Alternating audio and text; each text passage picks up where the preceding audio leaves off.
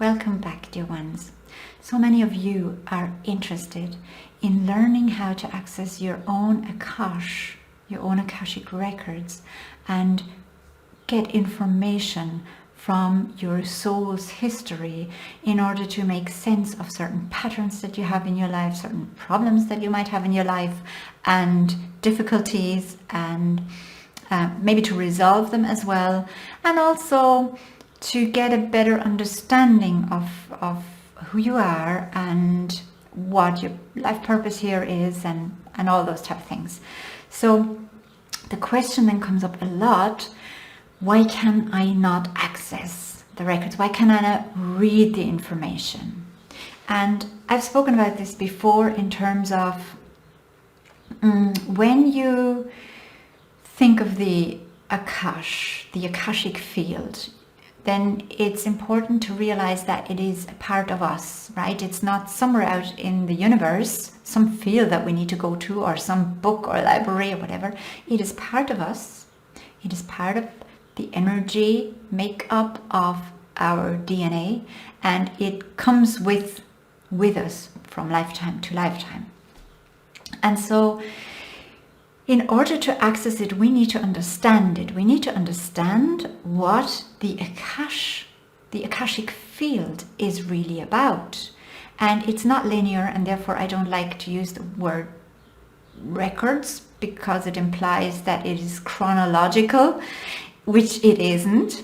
It's a field in which there is everything in terms of memory of your soul, but not in chronological order, but more in terms of energetic, emotional, energetic imprints.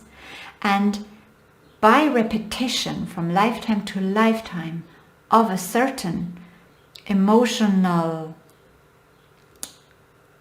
component or emotional experience, by repeating it, this becomes stronger, and this is what then might come to the forefront when we access the Akash, and when we get something from it. It might be something that is actually very dominant in terms of the vibration because of the repetition, and sometimes also because of the negative tendencies, like the karma that many speak of is very much related to, or we put it in connection with negative events, negative emotions, negative acts, negative in terms of, if we judge it, right, dense, heavy energy that comes forward. And there is a reason for this, why this comes up more dominantly, despite the fact that it is, well, one of the reasons is that it is being repeated, or has been repeated so many lifetimes. But there are other reasons why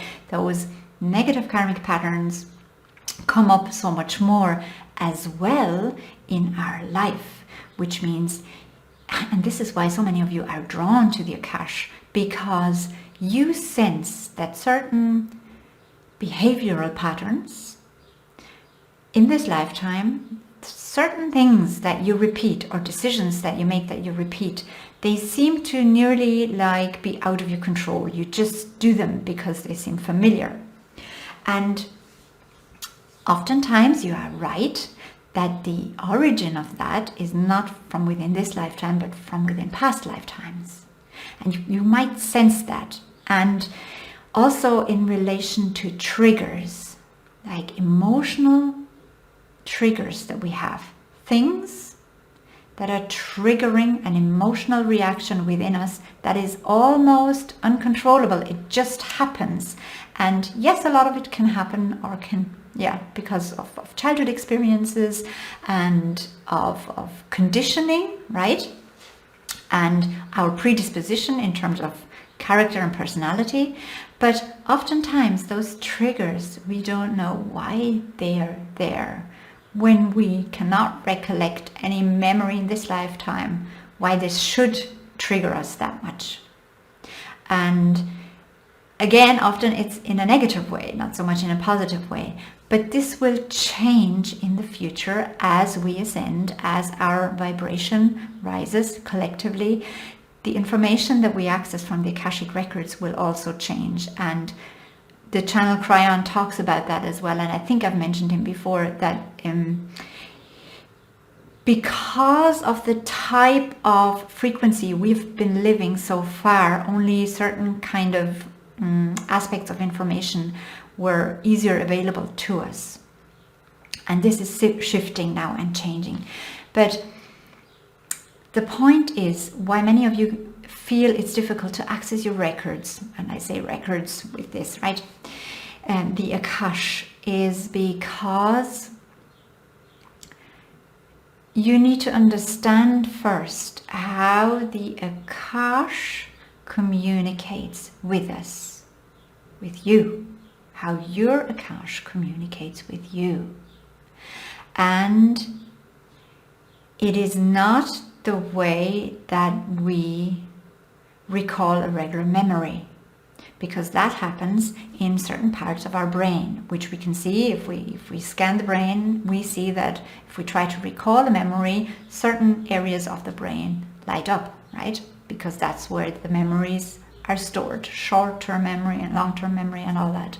Now, when we access the memories of our past lives, we cannot use that same mechanism because it works differently. And because the Akashic Records are not in the brain, the history, I call it history, but it's not a history as such, you know what I mean. The information is within you, within each cell. It's saved and carried within you, and therefore you need to kind of get it to the brain from within you, get it to the brain so that you can actually cognitively comprehend it and then verbalize it or realize the information that is there.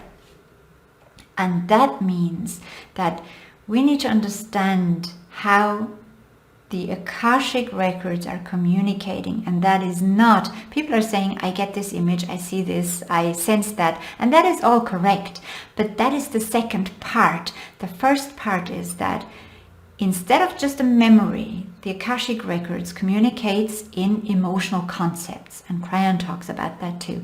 Emotional concepts, which means what arrives first, and oftentimes you realize that during your day-to-day life, when you repeat stuff, when you choose the same type of partner every time, which kind of goes down the drain then, when you put yourself into certain social situations where you always come out feeling the same way, and usually it's not a good one, when you behave in certain patterns and manners that you cannot seem to get out of, but you know they're not helpful. And this is how the Akashic Records are showing up in our consciousness, in our behavior.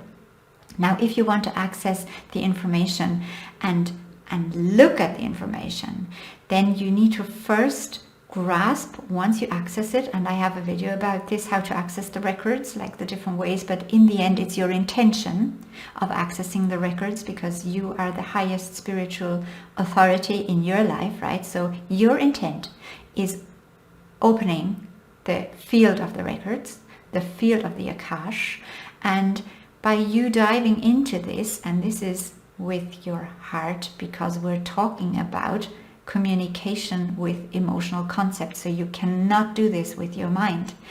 It's not an intellectual process, and so many of us struggle with that part even and cannot get further because we can't get past this. How do I do it in terms of brain activity, right? How do I do this? How do I analyze this, get this? You do this with the heart, and you get the information through your emotional detection system, and then, which means you might sense something, let's say the emotion of fear, and there's no picture attached first, right? This emotion of fear, and you notice, okay, fear is coming up, and then you let your brain recognize it, okay, and you talk to your Akash, And it's kind of like you ask, show me clearly what this is about. And then you might get a feeling of loneliness, for example. And this is combined with this feeling, previous feeling of fear and this loneliness. And then once you realize that, once your mind is accepting that that's there, you allow for more to come through. You know what I mean? It is, you grasp that emotional, the emotional vibration first, and then you translate it. And you bring it up to your brain, your mind, and then you translate it. And then slowly, there might be things you see in terms of your inner eye. There might be visions, there might be an image, or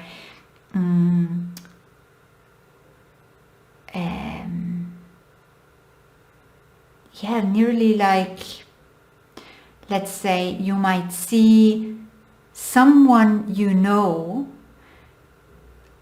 with a problem they have showing up in that image. Okay, and then this might symbolize for you it's that type of problem or that type of issue. I don't want to call it a problem, issue. And then you start to verbalize it either within yourself, or you speak it out loud, or you write it down. And one of the things that many people trying to access their Akashic records where they stumble is that they do it too much with the brain, that they think it's a technique that you learn, like I don't know, counting, or like maths, or like something that you learn that you can do with your brain, and if you do it exactly, or if you do it correctly and brilliantly well, then it works. That's not how it works. So you need to enter this field of the Akashic records with your complete self and from the heart, and your intention, like entering from the heart with this pure intention, like in the fairy tales, you know, the pure prince or knight will actually achieve and succeed. This is how it is, the pure-hearted one. So your intention needs to be really pure, and you need to go in there, access this field with your heart, and be receptive from the heart, and then translate it. Now that is only one bit. The whole mind thing is only one bit why oftentimes it's difficult to access the records. The other bit as well is that we have doubts in terms of what comes up then, what we feel, what we see, what we notice, what we hear, what we sense, and just the knowing. We doubt that. And straight away something comes up and our brain goes, oh, hang on a minute, you could have made that up. Or your brain goes, how do you know this is not your imagination? And that's it, you're killing it. You know, it's the same with mediumship. As soon as you start to question, that's it. You are interrupting the connection with the doubt.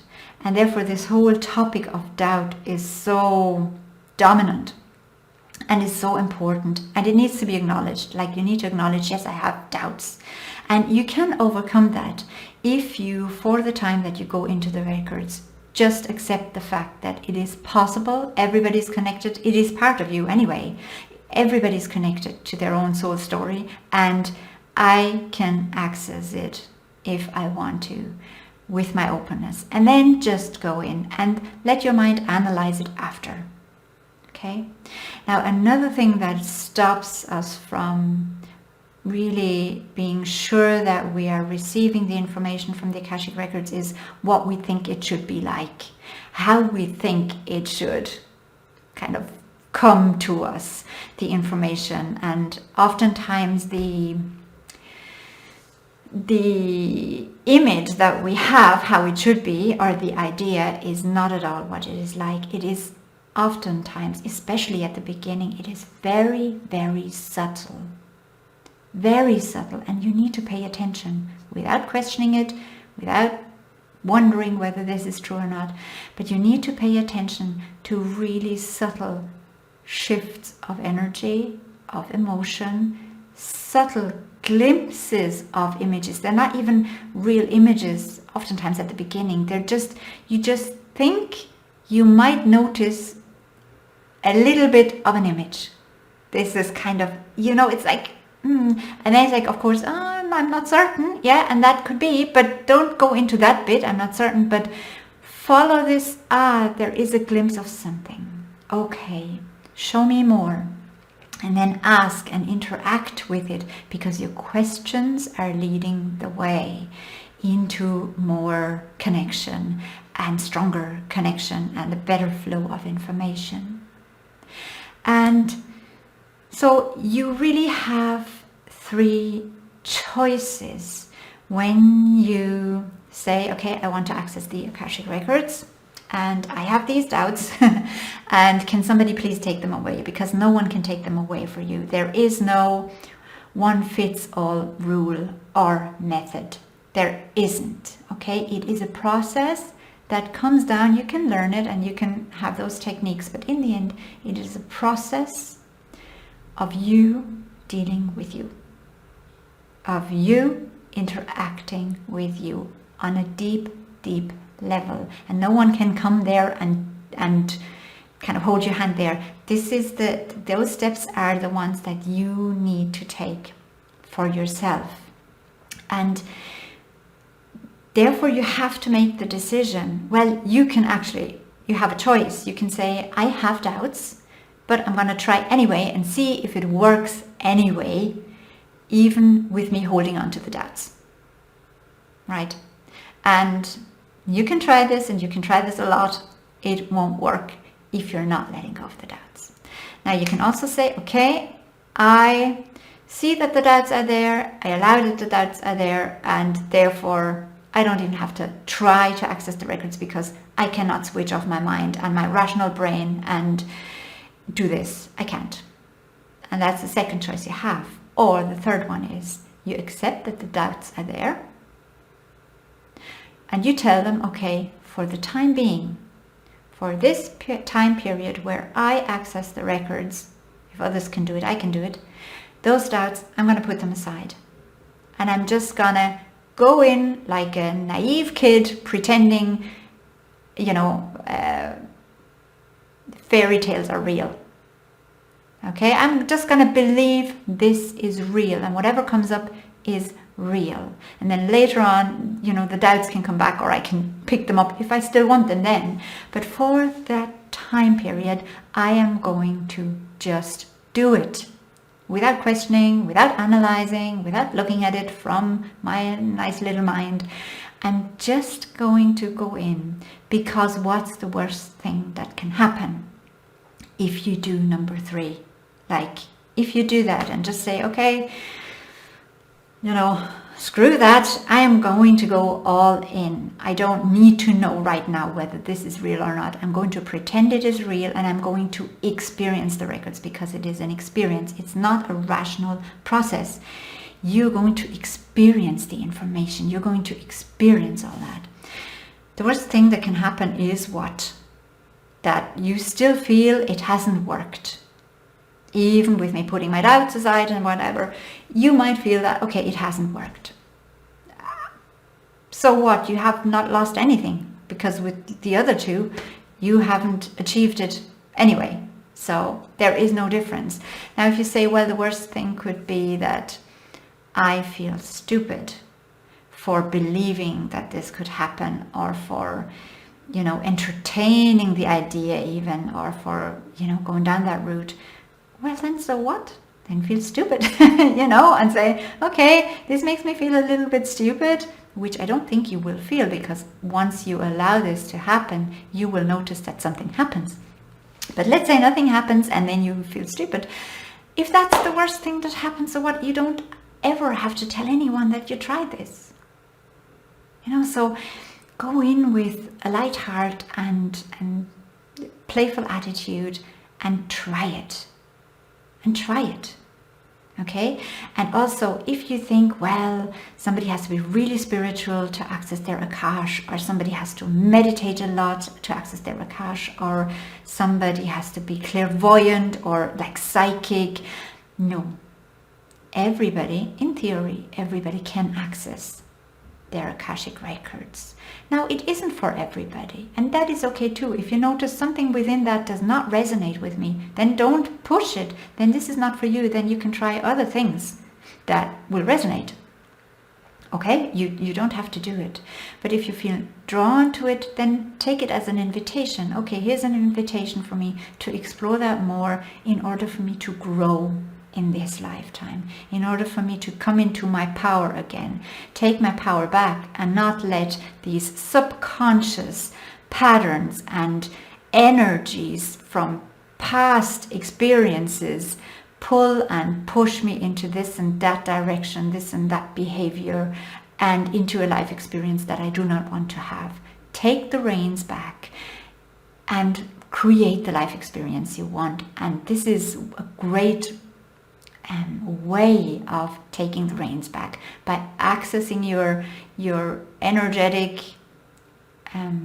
origins of patterns and releasing them, resolving them, letting them go. And in a different video, I'm going to talk about how we can actually let go and how we can clear these energetic imprints so that they're still there, like the Akashic records cannot be erased, but that they will not have an impact anymore on the decisions and on the life that we have today, because we can choose that. Today it is a choice, especially if you become conscious of all that, and if you become conscious that you are the creator of your life, and you are the painter on your own canvas, and you're the artist.